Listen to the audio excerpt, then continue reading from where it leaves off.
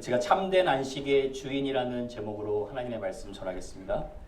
저희가 지난 몇 년간 팬데믹이라는 어려운 터널을 함께 지나왔죠.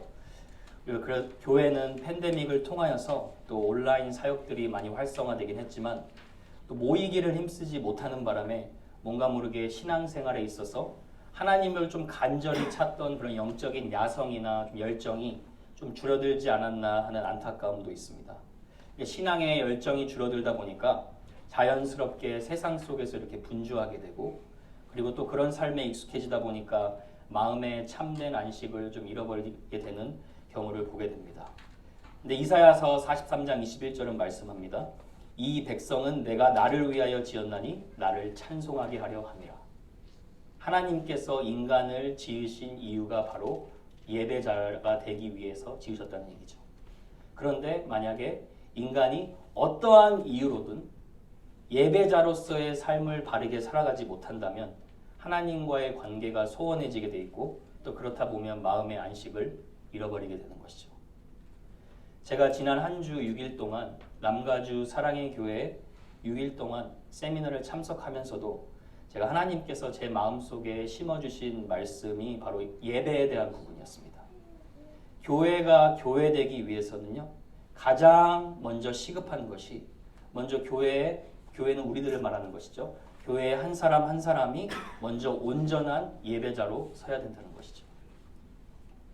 아마 여러분들 중에 나는 주일날 예배 잘 드리는데 무엇을 더 회복해야 되나 이렇게 질문하실 수도 있어요. 그런데 온전한 예배를 회복하라는 뜻은요, 인생의 전체적인 삶을 회복하라는 것이죠. 개인의 예배가 있죠. 하나님과 나와의 관계 속에서 나의 말씀과 기도의 생활은 어떠한가? 일상에서의 예배가 있습니다. 나의 삶에서 나는 하나님의 말씀을 어떻게 실천하면서 살아가고 있는가? 또 그리고 공적인 예배가 있죠. 함께 모여서 예배 드릴 때 나는 주님의 몸된 교회에서 나의 시간과 나의 물질, 나의 인생을 통하여서 나는 어떻게 교회를 위하여 헌신하고 있는가? 예배는요, 단순히 교회에 주일날 오는 것을 떠나서요, 인간의 존재의 이유에 관한 것이자 우리가 누구인지에 대한 정체성에 관한 것입니다. 그래서 하나님께서 나를 지으신 목적, 나를 구원하신 목적, 창조와 구원의 목적 둘 다 저희 모두를 하나님의 온전한 예배자로 세우기 위함이었다는 것입니다. 제가 이렇게 예배자로 바로 서기 위해 이런 예배에 대한 중요성을 언급하는 이유가 있는데요. 그 이유는 지난 몇 주간 동안 우리가 마가복음을 통하여서 살펴봤던 것처럼 바리새인들이 예수님을 계속 공격을 하죠. 근데 바리새인들은요, 원래 하나님을 굉장히 열심으로 사랑했던 사람들이에요. 그래서 바리새라는 뜻도 구별되다라는 뜻이에요. 그런데 그 사람들이요, 자신들을 다른 사람들과 너무 엄격하게 구별하면서 차별화를 두려고 하다 보니까 그 열심과 노력이 변질되어서 결국은 잘못된 예배자로 서게 된 것입니다. 그러니까 예수님을 반대하는 자리에 서게 된 것이죠. 이제 오늘 본문도 이제 금식 논쟁에 이어서요, 안식일에 대한 잘못된 이해로 예수님을 비난하는 장면이 나옵니다.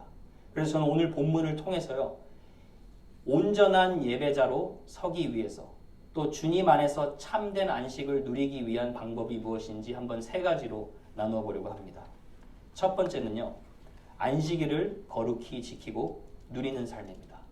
오늘 일단 바리새인들이 예수님에게 논쟁하는 그 장면이 안식일에 대한 부분입니다. 그러니까 저희가 먼저 안식일에 대한 의미가 먼저 무엇인지 좀 정립하는 것이 필요한데요.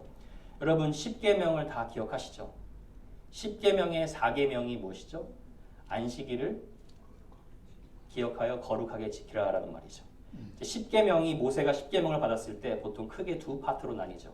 1계명부터 4계명은 하나님과 나와에 대한 관계이고, 또 5계명부터 10계명이 사람과의 관계인데, 여기서 이제 4계명에 나오는 안식이라는 개념. 안식일이라는 개념은요, 사실 모세의 율법이 주어지기 전에도 이미 하나님이 창세기 때, 창조 때 주어진 창조 원리였습니다. 예를 들어서요, 창세기 2장에 보면 죄가 들어오기도 전에 하나님께서 6일 동안 우주 만물을 창조하는 사역을 마치시고 인간까지 만드셨죠. 자신의 형상대로. 그리고 7일째 되는 날에 모든 일을 멈추심으로 사역이 완성되었다는 것을 알리는 것이 안식일이었습니다. 그러니까 여러분 한번 생각해 보세요. 인간이 가장 먼저 살기 시작한 첫 번째 날이 언제입니까? 안식일이죠. 인간이 무엇을 한 것이 있었습니까? 없었죠. 하나님이 다 완성시킨 것을 누리고 하나님 안에서 쉼을 받는 시간이었습니다. 그러니까요, 이 안식일의 창조 원리라는 것은요, 무엇을 보여주냐면 인간은 인생의 창조자이자 주인 대신 하나님을 찬양하는 날로 인생을 시작해야 된다라는 것을 보여주는 거죠.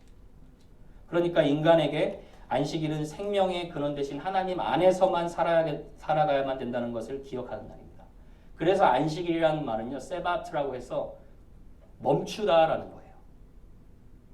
일을 중지하다라는 거예요. 내 일상의 노동에서 멈추고 하나님께 나를 드리는 시간이다라는 거예요. 이 창조의 질서가요, 모세의 율법을 통하여서 그대로 이어집니다. 한번 출애굽기 보시죠. 여기 보시면 안식일을 기억하여 거룩하게 지키라. 엿새 동안은 힘써 네 모든 일을 행할 것이나 일곱째 날은 내 하나님 여호와의 안식일인즉 너나 내 아들이나 내 딸이나 내 남종이나 내 여종이나 내 가축이나 내 문 안에 머무는 객이라도 뭐라고 나오죠? 아무 일도 하지 말라라고 얘기하죠. 하던 일을 멈추고 하나님 안에서 살아야 되는 일이다, 살아야 되는 날이다라고 얘기를 하는 거예요. 자, 유대인들은 이 안식일을 언제 지켰죠? 토요일 날 지켰죠. 토요일 날을 안식일로 지키고 신약에 와서는 예수님의 제자들과 초대 교회들이 안식 후 첫날, 곧 예수 그리스도께서 부활하신 날을 기념하여 구원을 찬양하고 감사하는 날로 주일을 지켜오고 있습니다. 그러면요, 우리가 안식일을 거룩하고 또 어떻게 말할까요? 거룩하고 흠이 없게 지키기 위해서 가장 먼저 시급한 것이 무엇이냐면 일단 멈춰야 되는 거죠. 그렇죠? 분주한 삶에서 나 자신을 하나님께 집중하는 삶으로 멈춰야 되는 것입니다. 그런데 세상은 어떻습니까? 사람들로 하여금 안식을 못하도록 분주하게 만들어요. 주말에도 일을 하게 만들고 또 돈을 이용해서 사람들을 노예화시켜서 거의 쉬지 못하게 만듭니다. 인간이 돈을 다스려야 되는데 돈이 인간을 다스리도록 만들어요.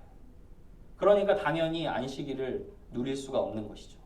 또 어떤 성도들은요, 이런 세속주의 문화의 영향을 굉장히 많이 받아서 이제 더 이상 주일이라는 날이 구별된 날이 아니에요.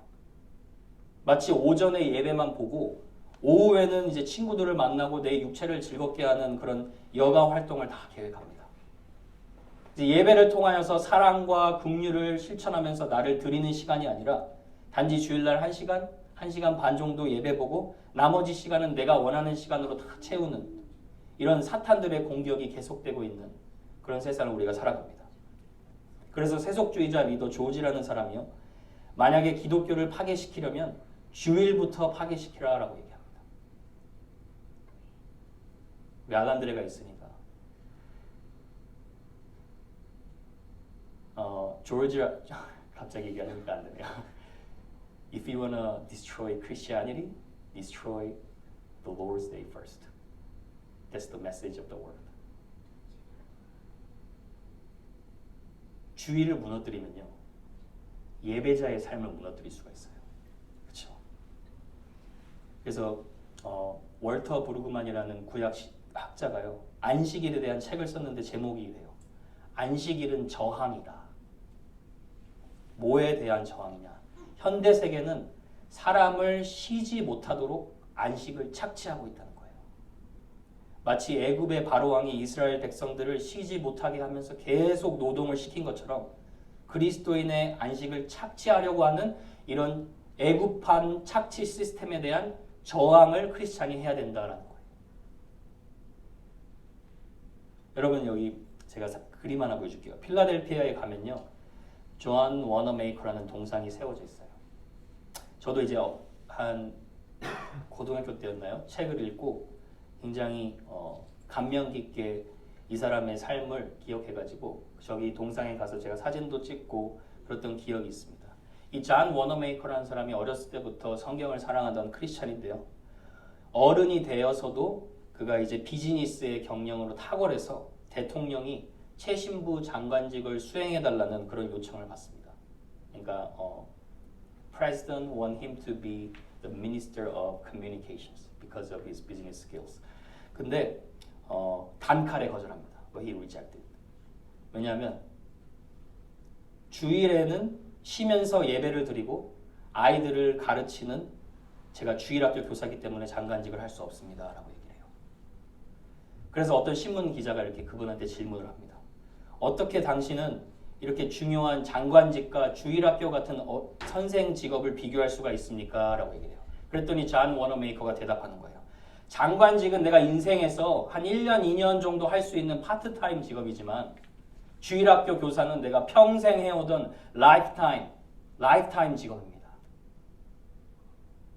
미국의 역사에 이례적으로요. 이분이 주일날에 휴식을 보장받고 5년 동안 워싱턴 DC와 필라델피아를 왔다 갔다 하면서 어린아이를 섬기는 것을 멈추지 않고 또 동시에 장관직을 수행한 인물로 기억해져 있습니다. 여러분 워너메이커에게 주일이란 어떤 의미였습니까? 자기가 누구인가의 정체성을 확인하는 시간이었죠. 그래서 분주한 세상 속에서도 유일하게 힘을 얻을 수 있는 안식의 시간이 바로 주일이었던 것을 우리는 기억하고 있습니다. 저도 이제 개인적으로는요. 10살 때부터 교회를 나간 이후로 주일날 교회에 가지 않았던 적을 한번 세어보니까 한 5손가락에 세더라고요. 그래도 창피하게 5번 정도는 빠진 것 같아요. 근데 제가 이제 부모님의 영향을 많이 받아서 어릴 때 복음 자체는 잘 이해하지 못했어도 주일이라는 개념 자체가 저에게는 그냥 교회 가는 날, 예배 드리는 날 그렇게 탁 제 머릿속에 박혀 있었어요. 그래서 제가 오전에 집에 나가면 오후 예배까지 드리고 저녁에 들어오면 뭐 7시도 되고 8시도 되고 이렇게 항상 밤에 돌아오곤 했습니다. 지금 와서도 제가 이제 그런 신앙 유산들에 대해서 감사하고 있는데 여러분 중요한 것은 이거예요. 안식일이 노동의 날이라고 안식일이 쉬지 않는 날이라고 계속 말하는 세상의 바리새인들과 달리 안식일은요. 우리 한 사람 한 사람에게 영혼과 육체의 진정한 기쁨과 쉼을 줄 수 있도록 하나님께서 제정하신 선물이라는 거예요. 그래서 구별되어야 된다는 거예요. 그래서 시편 118편 24절 한번 보세요. 이날은 여호와께서 정하신 것이라 이날에 우리가 즐거워하고 기뻐하리로다. 인생의 즐거움과 기쁨이 주님이 주신 예배의 날을 거룩하게 지키는 것과 연관되었다는 것이죠. 그리고 이사야 58장 한 번 더 보세요. 만일 안식일에 네 발을 금하여 내 성일에 오락을 행하지 아니하고 안식일을 일컬어 즐거운 날이라 여호와의 성일을 존귀한 날이라 하여 이를 존귀하게 여기고 네 길로 행하지 아니하면 사사로운 말을 하지 아니하면 뭐라 그럽니까? 네가 여호와 안에서 즐거움을 얻을 것이라. 그러니까 하나님 안에서 즐거움을 얻을 수 있도록 구별된 날이 안식일이라는 거죠. 그럼 제가요. 주일을 통해서 참된 안식을 얻기 위해서 제가 실제적인 적용 몇 가지만 나누겠습니다. 첫 번째로는요. 허겁지겁 준비하지 않고 차분하게 미리 준비해야 됩니다. 여러분 주일은요. 토요일을 잘 보내야 돼요. 토요일 저녁에 늦게까지 막 내가 하고 싶은 것들을 다 하고 주일날에 오면요. 그 주일을 제대로 거룩하게 구별되어 드릴 수 없게 되죠. 그래서 항상 차분하게 미리 준비해야 되는 그런 마음 자세를 가져야 합니다. 두 번째는요. 예배에 나올 때마다 은혜를 사모하는 마음으로 나오셔야 돼요. 하나님께서 나에게 반드시 말씀하실 것이다. 나 그냥 교회 갔다가 집에 가는 게 아니라 하나님께서 예배를 통해 사건을 일으키실 것이다. 나를 변화시키실 것이다. 그 믿음으로 나와야 돼요. 그리고 세 번째로는 예배 시간은 하나님을 높이고 자신을 낮추는 시간임을 기억해야 돼요. 네 번째로는 예배 시간에 미지근하고 덤덤하게 드리는 것이 아니라 열심으로 또 열정으로 자신을 드려야 합니다.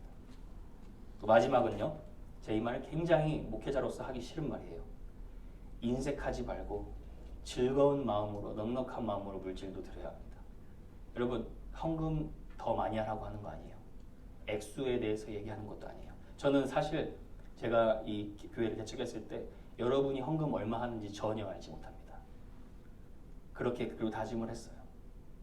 그러니까 헌금의 액수에 대해서 얘기하는 것이 아니라요. 청지기의 사명을 바르게 감당해야 된다는 거예요. 왜냐하면 예배자의 가장 기본적인 믿음의 증거가 시간과 물질을 바르게 하나님께 드리는 것으로부터 시작된다는 거예요. 그래서 저와 여러분은 세상이 살아가는 방법과 패턴이 아닌 하나님의 창조 원리 질서대로 살아감으로 마음의 진정한 쉼과 안식을 누리는 시간이 되어질 줄로 믿습니다. 자, 두 번째입니다. 이제 본문을 제게 들어갈 건데요. 두 번째는 바리새인의 전통 사상을 버리는 삶입니다. 좀 어려울 수 있습니다. 여러분이 저를 잘 따라오셔야 돼요. 먼저 23절 한번 보세요. 마가복음 2장 23절. 안식일에 예수께서 밀밭 사이로 지나가실새 그의 제자들이 길을 열며 이삭을 자르니. 여러분 이 상황이 어떤 상황인지 잘 모르시니까 한번 이렇게 그림을 보여줄게요. 이제 금식 논쟁을 마치고 이제 또 사역을 이어가시기 위해 이렇게 밀밭 사이로 지나가시는데 그때 그날이 안식일이에요. 근데 이제 제자들이 예수님 앞에 앞서서 이삭을 이렇게 손으로 자르면서 비벼서 그것을 먹고 있는 거예요. 왜냐하면 이제 너무 배가 고파서. 근데 24절에 보니까 바리새인들이 이제 시비를 거는 거예요. 예수께 말하되 보시오 저들이 어찌하여 안식일에 하지 못할 일을 하나이까. 언뜻 보면요. 제자들이 남의 밀밭이에요. 남의 밀밭에서 이삭을 이렇게 비벼서 잘라 먹는 것이 도둑질의 행위처럼 보일 수도 있어요. 그런데 그렇지 않아요. 신명기 23장 25절 한번 보시면 내 이웃의 곡식밭에 들어갈 때는 네가 손으로 그 이삭을 따도 되느니라. 그렇죠? 난만 되면 안 돼요. 그럼 손으로 따서 먹어도 되는 거죠. 그러니까 하나님께서 가난한 여행자들이 여행을 다닐 때 그 허기진 배를 채우시기 위해 그 남의 이웃의 밀밭에 이삭을 손으로 잘라서 먹도록 허락하신 거예요. 그러니까 하나님의 말씀에 근거하면 제자들이 이삭을 잘라 먹는 게 전혀 문제가 되지 않아요. 그렇죠? 그런데 무슨 근거로 바리새인이 그러면은 지금 제자들을 비난하고 있는 것이죠? 하나님의 말씀이 아니라 자신들의 전통으로 제자들을 너가 왜 안식일에 해야 되지 못할 일을 하느냐 인간의 전통을 만들어서 비난하고 있는 거예요. 유대인 구전에요. 미시나라는 경전에 의하면요. 바리새인이 안식일에 하지 말아야 할 것들을 한 39가지나 덧붙였어요. 그러니까 예를 들면요. 여러분 이스라엘에 가시면 엘리베이터가 이렇게 두 개가 따로 있어요. 한 엘리베이터는 빨간색 그 버튼이 다 눌러져 있어요. 그래가지고 층마다 다 쓰는 거예요. 근데 또 한 엘리베이터는 여행자들을 위해서 이제 그냥 아무것도 눌러지지 않습니다. 근데 왜 이렇게 다 버튼이 눌러져 있냐면요. 손으로 버튼을 누르면 안식일에 죄를 범한 거예요. 그 정도로 어떻게 보면 그 율법의 정신을 사랑해서 손으로 누르는 것조차 할 수 없던 날이 안식일이에요. 또 서기관들이 안식일에는 펜도 들 수가 없습니다. 안식일에는요 목욕도 할 수가 없어요. 왜냐하면 목욕하다가 물을 흘리면 그 바닥을 청소해야 되니까 그 바닥 청소하는 것까지 일이라고 생각하는 거예요. 그러니까 율법을 얼마나 이렇게 엄격하게 지키고 있는 그 바리새인들의 모습을 우리가 보게 됩니까? 근데 그 율법이 하나님의 말씀에 근거한 것이 아니라 자신들이 만들어 놓은 자신들의 기준을 가지고 사람들을 정죄하고 판단하는데 예수님의 반대의 자리에 서 있다는 거예요. 그러니까 예수님이 뭐라고 말씀하시죠? 25절 26절에 예수께서 이르시되 다윗이 자기와 및 함께한 자들이 먹을 것이 없어 시장할 때에 한 일을 읽지 못하였느냐? 그가 아비아달 대제사장 때에 하나님의 전에 들어가서 제사장 외에는 먹어서는 안 되는 진설병을 먹고 함께한 자들에게도 주지 아니하였느냐라고 얘기하죠. 제가 이거 설명드릴게요. 구약의 사무엘상 21장에 대한 이야기를 하는 건데요. 다윗을 죽이려는 사울 왕이 계속해서 다윗을 쫓아가니까 다윗이 도망을 다니다가 자신의 부하들과 너무 배가 고팠어요. 배가 고팠는데 먹을 것이 없으니까 여기 아비아달 대제사장에게 찾아간 거예요. 그래서 뭔가 먹을 것이 있냐고 먹을 것 좀 달라고 얘기했는데 대제사장이 얘기하는 거예요. 먹을 것이 없고 저기 성막 안에 금 테이블에 올려진 진설병만 남아있다라고 얘기하는 거예요. 진설병은 여기 이제 영어로 보면 아시겠지만 bread of presence예요. 그러니까 그 진설병을 제사장들이요 매 주마다 신선한 것으로 12개를 갖다 놨어요. 그게 뭐를 상징하냐면 하나님께서 나를 공급하시고 나를 이끄신다는 것을 그 하나님의 임재를 상징하는 거예요. 근데 이제 율법으로 따지면 그 진설병은 제사장만 먹을 수가 있어요. 일주일이 지나면 이제 신선한 것으로 갈아 놓을 때 그 헌 것을 제사장만 먹을 수가 있습니다. 그런데 이 아비아달 대제사장이 다윗과 그 부하들에게 이 진설병을 주는 거예요. 그러니까 이제 그걸 먹었습니다. 그러는데 하나님께서 전혀 문제를 삼으지 않으셨어요.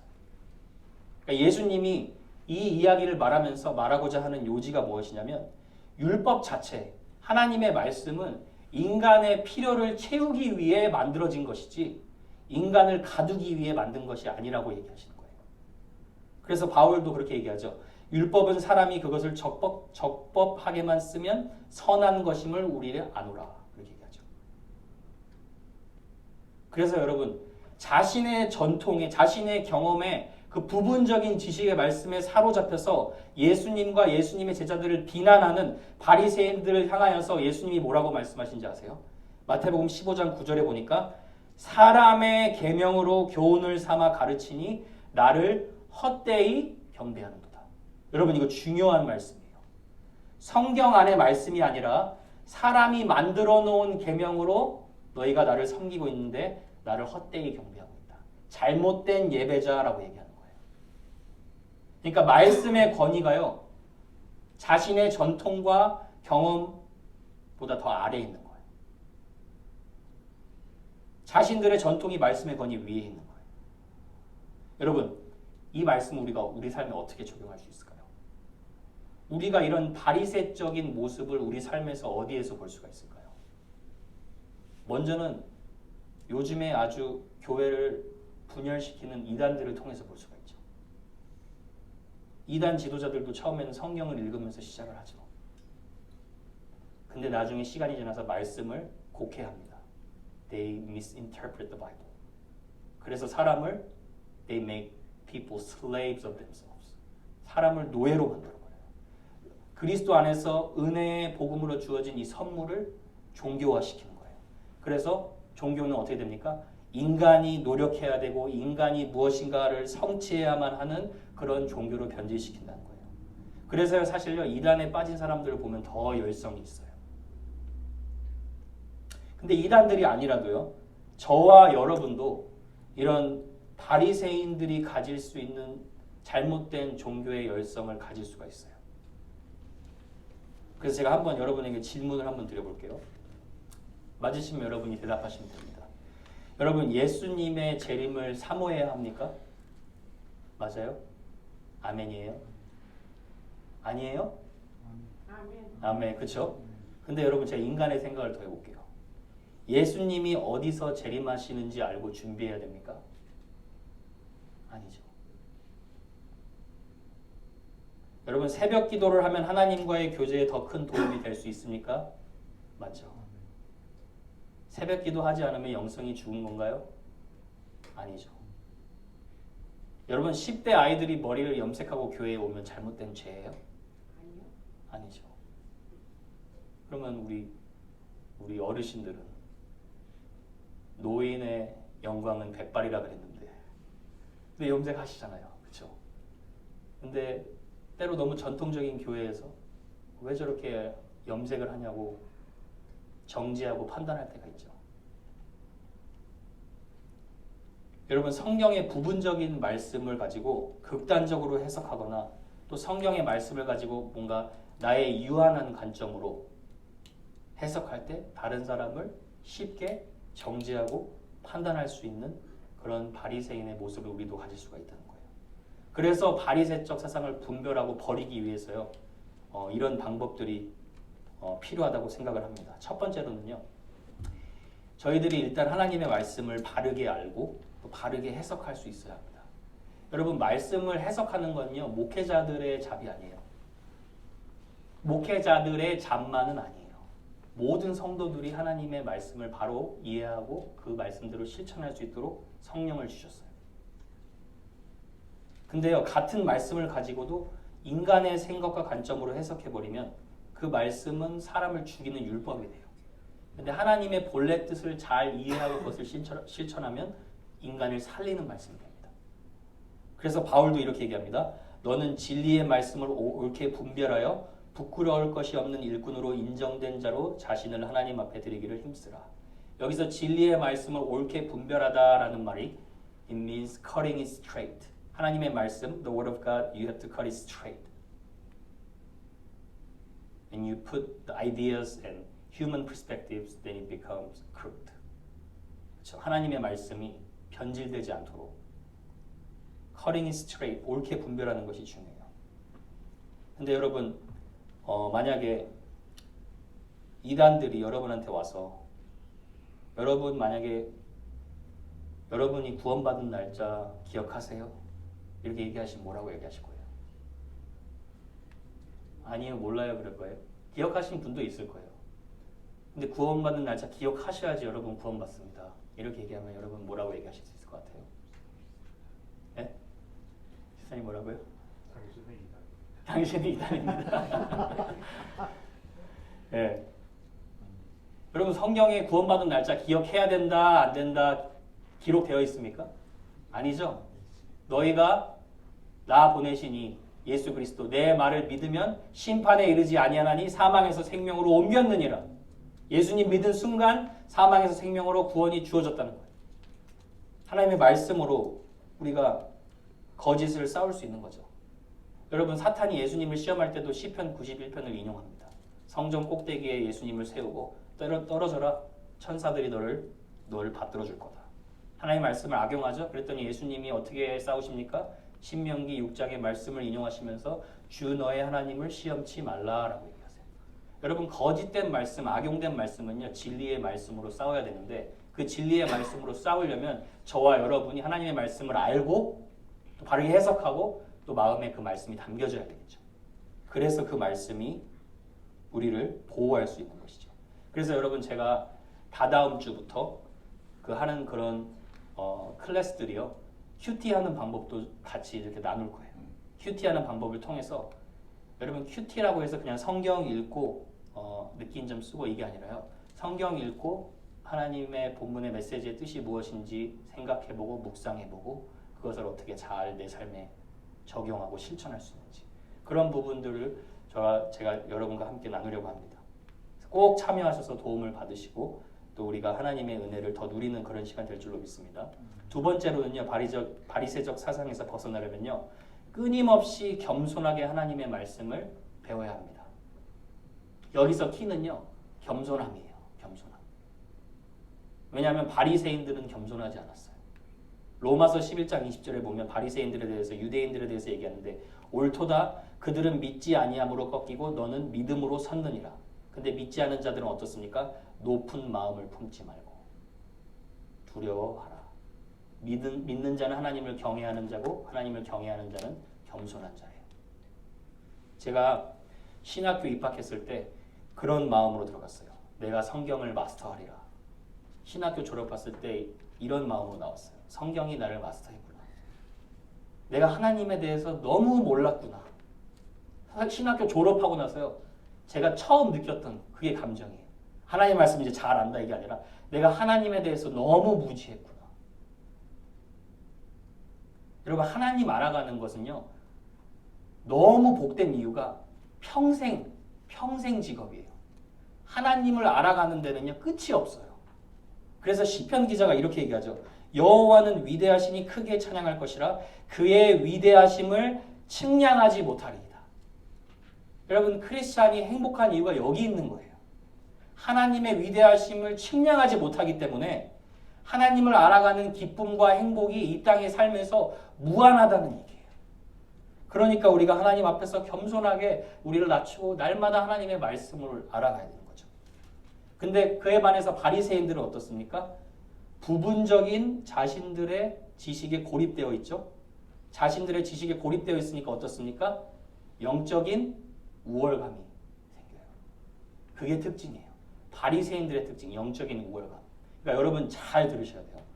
여러분이 하나님의 말씀을 자꾸 알아가실수록요. 영적인 깨어짐이 있어야 돼요. 영적인 겸손함이 있어야 돼요. 근데 영적인 우월감이 생겼다. 그럼 그건요. 사실은 사탄이 한 걸 수도 있어요. 왜냐하면 사탄이 교만한 자니까. 그러니까 하나님 앞에서 날마다 겸손하게 그 말씀을 배워갈 때마다 영적인 깨어짐이 있어야 돼요. 나는 저 사람들과는 다르다. 그게 아니라 내가 저 사람들을 어떻게 살려줄 수 있을까? 그렇게 바뀌는 거예요. 그러니까 사도 베드로가 어떻게 얘기하냐면 그 미혹에 넘어지는 그런 크리스찬들에게 이렇게 권면합니다. 베드로후서 3장 18절 오직 우리 주 곧 구주 예수 그리스도의 은혜와 그를 아는 지식에서 자라가라. 자라가라. Grow in the grace and knowledge of Jesus Christ. Always with humility. 하나님은요 그런 자에게 가까이 하시고 그런 자가 영적으로 성장하고 성숙해지는 것입니다. 여러분 하나님을 알아가는데 힘쓰시기를 바랍니다. 겸손한 마음으로 주님을 알아가시고 알아가실수록 예수님 닮아가시는 저와 여러분 될 줄로 믿습니다.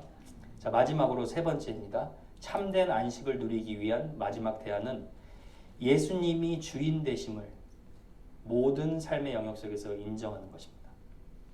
27절 보면 또 이르시되 안식일이 사람을 위하여 있는 것이요 사람이 안식일을 위하여 있는 것이 아니니. 그러니까 안식일의 목적을 다시 한번 이야기하시죠. 안식일은 종교적인 세부 규정을 만들어서 사람을 율법의 족쇄로 가두는 날이 아니라 영혼과 육체의 건강을 위하여 만들어진 참된 기쁨의 날이다라고 얘기하시는 거죠. 그런데 여기서 중요한 말씀을 하세요. 마지막 절 28절에 보면 이러므로 인자는 안식일에도 주인이니라. 다시 들어보세요. 인자는 안식일에도 주인이니라. 무슨 말이에요? 바리새인들이 지금까지 예수님을 비난하는 이유가 무엇이었죠? 예수님이 누구길래 제사함의 권세가 있다고 얘기하느냐 얘기하죠. 예수님은 왜 죄인들과 함께 식탁에서 교제하느냐 얘기하죠. 예수님의 제자들은 왜 금식하지 않느냐라고 비난하죠. 오늘도 예수님의 제자들은 왜 안식일에 이삭을 비벼서 잘라 먹냐고 얘기하죠. 바리새인의 문제가 무엇입니까? 하나님을 믿는 열심이 있었는지는 모르는데요. 삶 속에서 자신들의 전통으로 인해서 실제로는 하나님의 말씀을 무시하는 삶을 살고 있었죠. 그러니까요, 삶에서 사실은 예수 그리스도 하나님을 자신의 주인으로 인정한 적이 한 번도 없었던 거예요. 그래서 예수님이 그들을 향하여 뭐라고 얘기합니까? 이 백성이 나를 입으로는 공경하나 마음은 내게서 멀도다. 이렇게 얘기하죠. 그러니까 예수님이 얘기하는 거예요. 인자는 안식일에도 주인이니라. 죄사함의 권세를 가진 분도 예수 그리스도시고 죄인들을 사랑하셔서 구원하시기 위해 오신 분도 예수 그리스도시고 무엇이 옳고 그른지를 결정하는 심판자도 예수 그리스도시고 예수님 자기 자신이 안식의 근원이다. 내가 안식이다라고 얘기하시는 거예요. 근데 하나님의 말씀에 대한 지식이 있어도 예수님을 주인으로 인정하지 못하니까 바리새인의 삶이 얼마나 괴로웠겠어요. 안식을 누리지 못하고. 그럼 여러분 우리도 질문할 수가 있어요. 예수님은 안식일에도 주인이라고 얘기하시는데 예수님이 이 만물의 왕이시고 만왕의 왕 만주의 주가 되신 예수님이 우리 삶의 모든 영역에서 주인이십니까?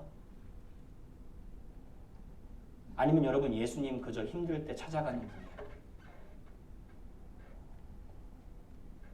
사람들마다 자신이 주님께 온전히 내어드리지 못하는 영역들이 있죠. 어떤 사람들은 돈을 맡기지 못합니다. 돈을 맡기지 못하면요. 그 사람은 돈에서 자유하지 못했기 때문에요. 돈의 영역에서만큼은 안식이 없어요.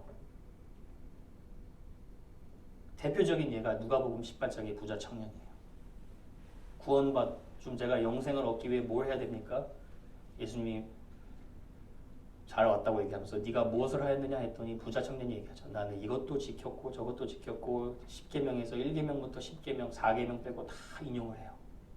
그러니까 예수님이 그의 마음을 깨뚫어보고 얘기해요. 그러니 잘했는데 너가 가진 재산 가지고 가난한 사람 도와줄래? 얘기해요. 그랬더니 성경에 뭐라고 기록합니까? 근심하여 떠나가니라. 돈의 주인이 예수님이 아니라 자신이었죠.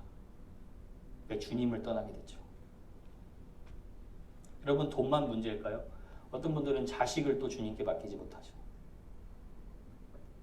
자식들도 여러분의 관점에서 보지 말으셔야 돼요. 하나님의 마음으로 하나님의 심정으로 보셔야 돼요. 여러분 하나님이 어떻게 구원해 주셨어요? 저와 여러분 하나님이 언제까지 기다려 주셨어요?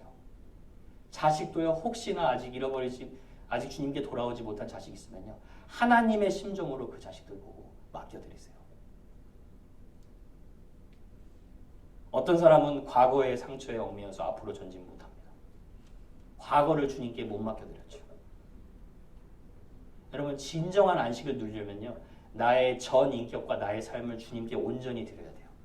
그러면 그 사람은요. 어떤 것에도 노예가 되지 않아요. 어떠한 한 부분의 그 영역 때문에 그 부분 내가 주님께 주인의 자리로 못 드려서 그래서 내가 거기에서 안식을 못하는 거예요. 근데 주님께 전적으로 자신을 맡기는 사람은 행복합니다. 참된 안식을 누립니다. 여러분 주님은요 절대로 우리의 것 빼앗아 가시는 분 아니에요. 항상 좋은 것으로 채워주시는 분입니다. 왜 이런 주님께 우리를 맡겨드릴 수 있습니까? 예수 그리스도는요 전능한 창조주세요. 우주 만물을 그분의 말씀대로 완전하게 이루어가시는 전능하신 하나님이세요. 우리의 머리털까지 세실 수 있는 분이세요. 그런 예수님께서 저와 여러분을 사랑하셔서 죄인 취급을 당하시고 십자가에서 자신의 전부를 내어주셨어요. 우리는 율법의 파기자로 살아갔지만 예수님은 율법을 온전히 순종하시고 우리는 우리가 주인 되어서 살아가면서 안식을 하지 못했지만 예수님은 우리에게 찾아오셨어요. 그리고 아무 말 하지 않으시고 내가 너를 위해서 다 십자가에서 이루었다. 내가 너를 위해서 온전한 의의 옷을 너에게 입혀주겠다. 너는 그냥 내 안에서 안식하고 나를 믿고 살아가라 얘기하시는 거예요. 그런 분이 얘기하시는 거예요. 수고하고 무거운 짐진 자들아 다 내게로 오라. 내가 너희를 쉬게 하리라. 여기서 이제 수고하고 무거운 짐이라는 얘기는요. 종교의 짐. 당시 유대인들이 율법의 짐을 사람들에게 졌던 그 짐을 말하는 거예요. 그러니까 쉽게 말하면요. 너 노력으로 하나님 앞에서 인정받고자 하지 말고 너의 노력으로 너를 증명하고자 하지 말고 내가 너를 위해서 다 이루어놨으니까 그냥 내가 한 일을 받아들이고 내 안에서 안식하래. 안식할 수 없겠니? 라고 얘기하는 거예요. 여러분 혹시나 주님께 맡기지 못한 영역이 있으면 주님께 온전히 맡겨드리세요. 여러분 정말 그 가운데 참된 안식을 얻을 거예요. 재물입니까? 직업이에요? 미래에 대한 어떤 계획입니까? 사람과의 관계입니까? 여러분을 가장 사랑하시고 여러분의 삶의 모든 것을 정확히 하시는 주님께 온전히 맡겨드리세요. 사랑하는 성도 여러분, 내가 주인 되어 살아가는 삶은 종교인의 삶입니다. 불안함과 염려 속에서 졸업하지 못합니다. 끊임없이 내 힘으로 안식을 얻기 위한 노력에서 졸업하지 못합니다. 근데 여러분은 여러분의 삶은 예수 그리스도께서 주인이십니다. 여러분 믿으시죠? 주인이신 예수님께 온전히 맡겨드리세요. 주님이 여러분에게 참된 쉼을 허락하실 것입니다.